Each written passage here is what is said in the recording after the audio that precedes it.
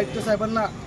आमचे मागण्या आणि आमचे जे अडचण आहेत ते आयुक्त साहेबांना भेटून आणि आमचे अडचण असे आहे की आमच्या भागात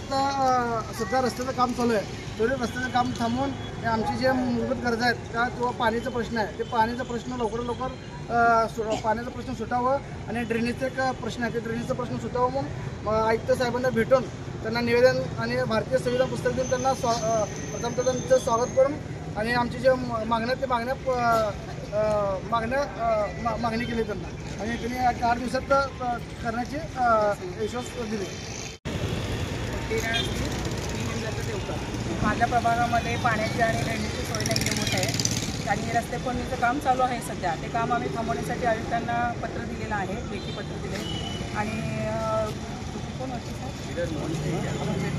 चौबे सर आणि वाघमारे सर यांनाही भेटून रस्त्याचे कामं थांबवण्याची विनंती केलेली आहे